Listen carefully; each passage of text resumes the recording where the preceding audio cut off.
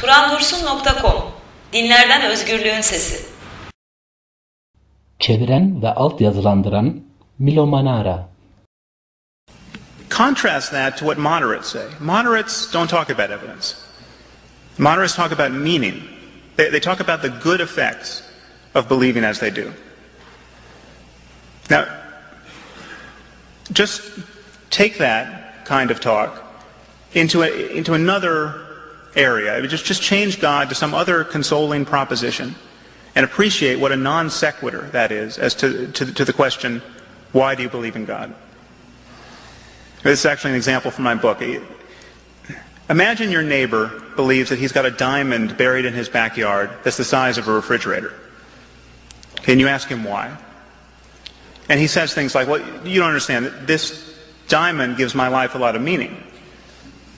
Or, my family loves the gatherings we have on the lawn digging this pit every Sunday. And are we going to take that away from us? Or imagine if he said, I wouldn't want to live in a universe where there wasn't a diamond buried in my backyard that's the size of a refrigerator. It's pretty clear, it's immediately clear that those responses would be inadequate. Deeply inadequate. Those really are the responses of a madman or an idiot. And yet, take the same kind of thinking into the religious domain, and these responses have immense prestige. In fact, unless you endorsed some thinking of that kind, you could not possibly get elected to political office in this country.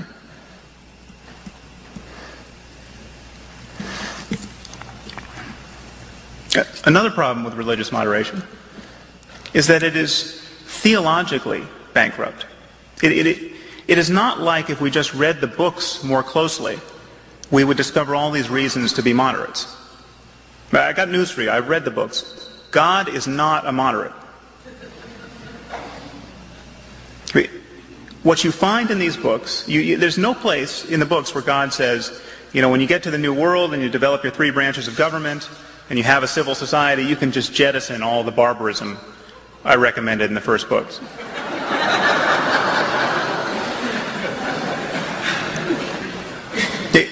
These books really are engines of fundamentalism. They are engines of intolerance. There really is a wrathful Jesus in the New Testament waiting to be found in 2 Thessalonians and in Revelation, where exactly the Jesus who we have in the Left Behind series of novels that 60 million people have bought. The Jesus of just fiery wrath who's going to throw people into the pit. Okay, that is there to be discovered. Nowhere in the book does it say, well, that's bogus.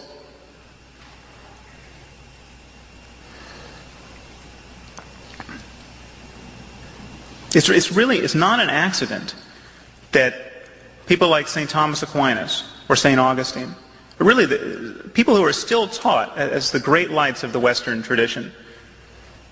In Aquinas' case, he thought heretics should be killed outright. In Augustine's case, he thought they should be tortured. Augustine's argument for the use of torture laid the foundations for the Inquisition. This is not an accident, and it's perfectly reasonable. We have this idea that the fact that we were burning heretics alive for 5 centuries in Europe, this represented some kind of departure, a civilizational departure into psychopathology. It didn't. It is perfectly reasonable to do this if you believe the books. I mean, the heretic next door, given certain beliefs, is far more dangerous than the child molester next door. The heretic can say something to your child that will damn his soul for all time.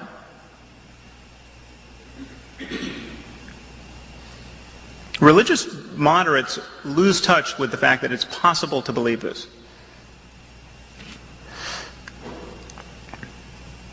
And finally, the problem with religious moderation is that because it is constitutive of merely our relaxing our hold upon these ancient superstitions and taboos, because it doesn't call the basic project of affiliating yourself with these traditions into question. It doesn't call into question the project of venerating these books to the exclusion of any other books.